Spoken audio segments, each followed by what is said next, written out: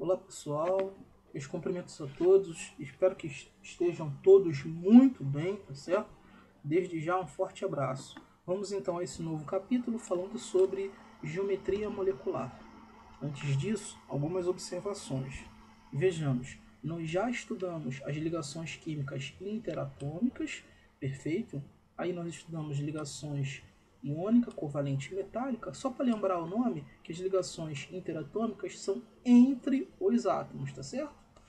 E aí nós estudamos também as principais características de cada uma dessas substâncias, iônica, covalente e metálica. No próximo capítulo, nós vamos estudar as interações intermoleculares, ou seja, vamos investigar como as moléculas elas se atraem mutuamente, perfeito? Só que antes disso, esse capítulo vai tratar dessas bases. O que nós vamos precisar usar para apontar qual interação intermolecular está ocorrendo em determinada molécula. Vamos estudar agora geometria molecular, perfeito? Então vejamos, o conceito está relacionado à distribuição espacial dos núcleos dos átomos que compõem a molécula. Já já a gente explica um pouquinho mais.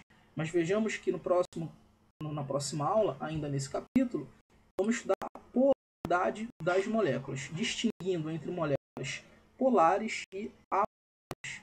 Nesse primeiro momento, observem essas formas geométricas, tá certo? Essas disposições espaciais, esses arranjos tridimensionais. O que nós estamos usando agora é justamente o modelo de bolas, tá certo? Onde que os átomos são representados por essas bolas, por essas esferas coloridas aqui, e as ligações entre os átomos são esses traços aqui que eu estou marcando, tá certo? Perfeito? Então, estudar, na verdade, a geometria molecular é justamente fazer previsões das formas geométricas para justamente essas moléculas. Vamos lembrar que geometria molecular está intimamente ligado às ligações covalentes. Então vejam, cada uma dessas formas geométricas ela vai ganhar um nome, justamente porque elas aparentam, né, se aproximam dessas figuras. Repara, eu vou traçar uma linha aqui que vocês vão entender. Considerando esses dois átomos, a forma geométrica que esses dois átomos formam é uma linha, por isso a nomenclatura linear. Isso também vai acontecer com esses três átomos. Vejam que eles estão linearmente aqui, ó, bem colineares, tá certo?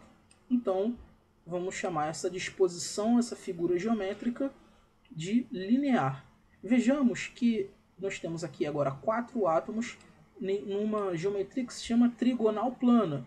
Por que trigonal plana? Veja bem o desenho que eu vou fazer. Repare que esses 3 átomos eles estão justamente no mesmo plano e fazendo uma figura que aparenta ser um triângulo. Reparem, por isso que trigonal plana. Vamos aqui para a última agora. Em função desse átomo central, ó, repara que eu estou traçando 2 retas. Veja aqui agora que forma um ângulo aqui, por isso que angular. A mesma coisa vai acontecer com a piramidal e com a tetraédrica. Perfeito, pessoal? Então vejamos. Como é que eu faço a previsão da estrutura de uma determinada molécula, né? Do arranjo, na verdade, e essa disposição espacial? Eu vou usar o modelo de repulsão dos pares eletrônicos da camada de valência. Será esse modelo, então, que nós vamos usar para justamente fazer as previsões. Enfim, o que diz esse modelo? Os pares de elétrons arranjar-se-ão, olha que bonito, de modo a ficarem o mais afastado um do outro para que a repulsão seja mínima. Então eles vão se estabelecer a ligação, mas eles vão se afastar um do outro o mais quanto eles puderem, digamos, tá certo? Para que a repulsão seja mínima. Vamos aqui tentar estudar isso usando esse modelo aqui, ó, explicativo, que usa essas bexigas de festa. Vamos tomar cuidado sempre com as analogias que nós vamos fazer, tá? Guardando as devidas proporções, mas isso pode nos auxiliar. E eu vou pegar minha caneta de volta e vou chamar atenção para isso aqui, antes de começar a falar. O átomo central, ele ocupa o lugar do nó central aqui. Então aqui, ó, do nó, perdão. Então aqui eu estou falando que eu tenho um átomo, tá certo? E aqui posso ter um átomo também, e aqui também, perfeito? Então, isso aqui nós vamos, aqui eu tenho 3, ó. Então vou colocar um átomo aqui na ponta, um átomo aqui no círculo, um aqui no círculo e um aqui no círculo. Ó, repara essa figura que está sendo formada com a que foi formada no slide anterior.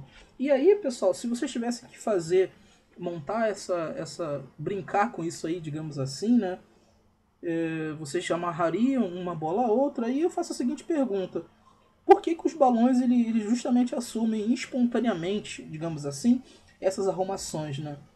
E o engraçado, né? Por que cada balão ele justamente assume essas disposições espacialmente, só que parece que, como eu falei, espontaneamente, ou seja, de uma forma natural. Eles vão, algo que se empurrando, vão se ajustando até chegar a uma determinada disposição, um determinado arranjo, que eles vão ficar estáveis, tá certo? Então, é justamente isso que vai acontecer, guardando as devidas proporções, com os átomos que compõem uma determinada estrutura, tá certo? Então eles vão se arranjar de forma que a repulsão seja mínima. Então vejamos alguns pontos. Ao redor do átomo central, os pares eletrônicos ligantes e não ligantes se repelem. Ou seja, por isso que esse afastamento máximo, a repulsão vai causar esse afastamento máximo, tentando ficar o mais afastado quanto possível. O que eu quero dizer com isso? Eu vou lançar o olhar aqui nessa bola verde. Repara que se eu tento pegar essa bola e trazer para essa posição, essa bola não vai ficar lá. Só vai ficar na posição no tempo que eu estiver segurando. Mas depois que eu soltar, o que vai acontecer com ela? Ela vai retornar ao local, tá certo? Porque vai acontecer aqui, entre aspas, uma repulsão. Ele não vai conseguir ficar. Ou seja, ele só vai ficar nessa posição porque justamente essa é a mais estável dele, tá certo? E quando a gente transpõe essa analogia para os átomos, vai ser justamente isso que vai acontecer.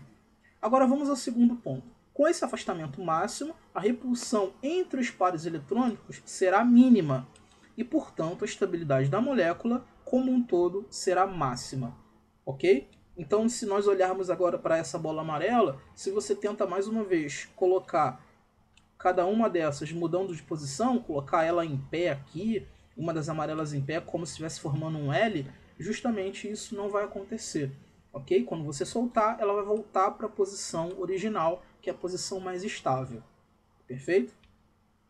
Ou seja, a fórmula de uma molécula é dada justamente pelo arranjo dos átomos que a compõem e não pelo arranjo dos elétrons. Já vamos entender essa parte final aqui, ó, o arranjo dos elétrons.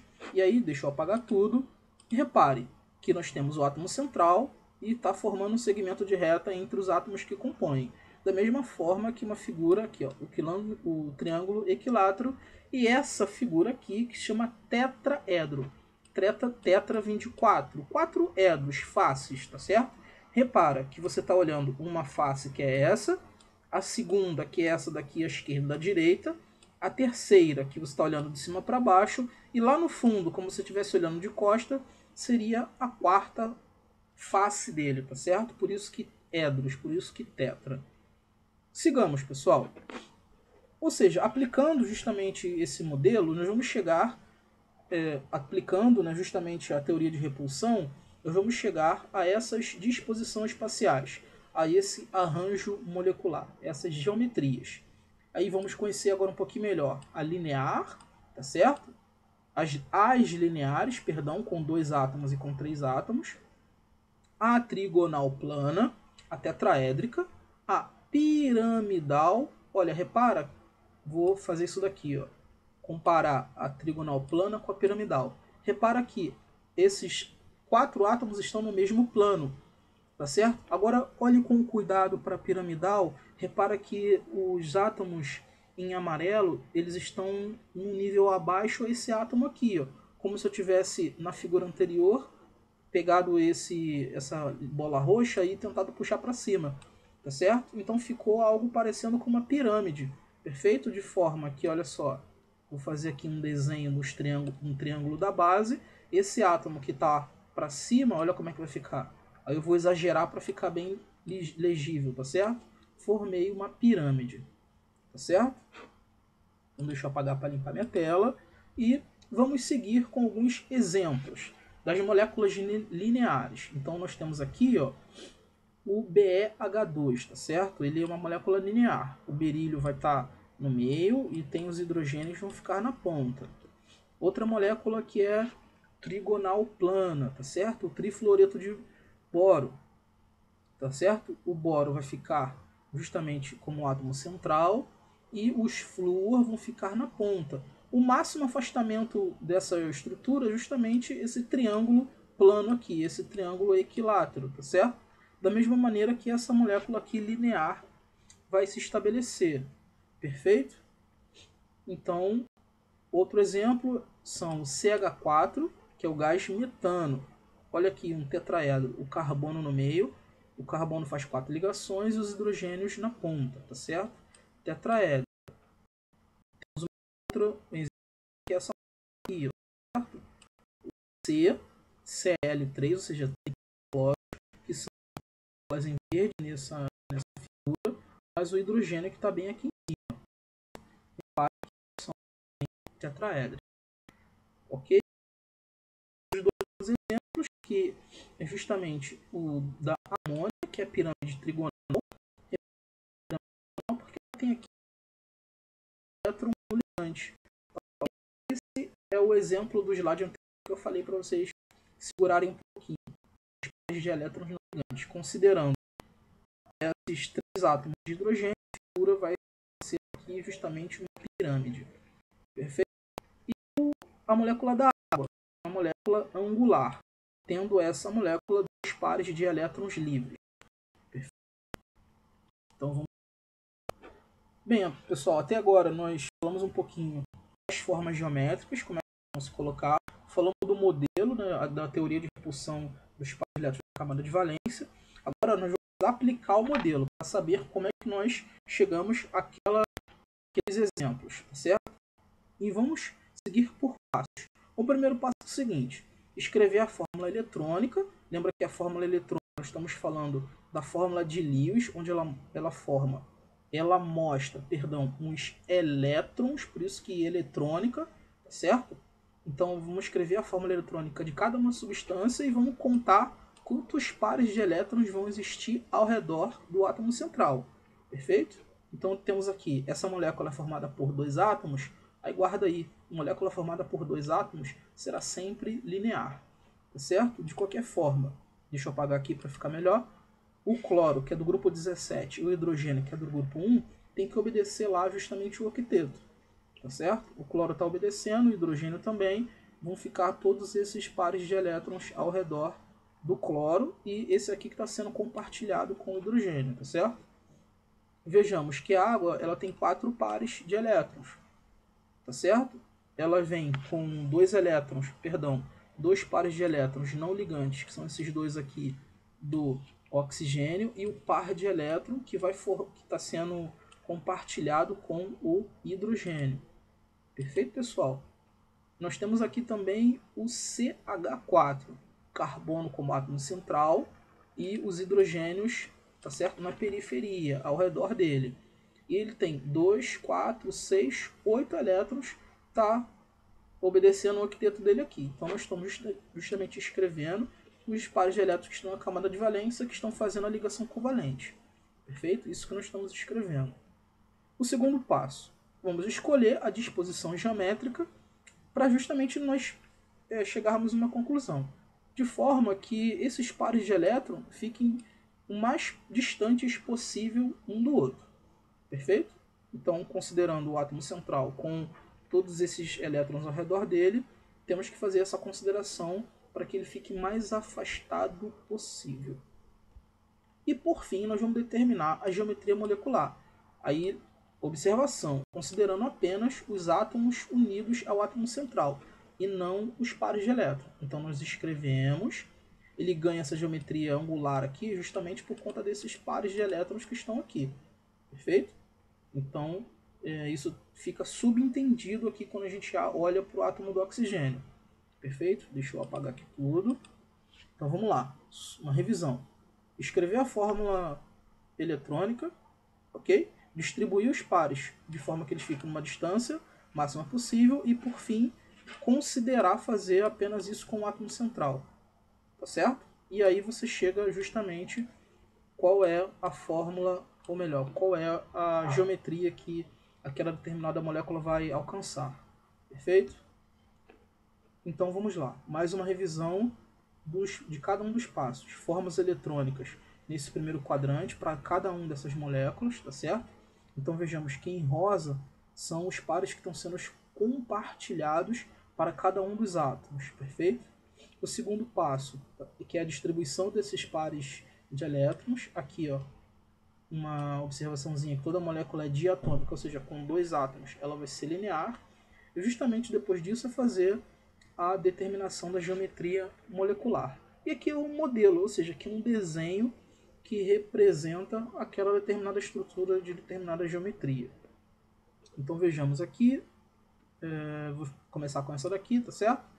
3 pares de elétron, triângulo equilátero, trigonal plana.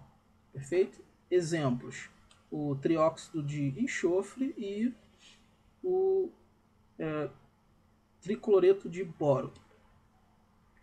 Moléculas lineares. Uma outra observação.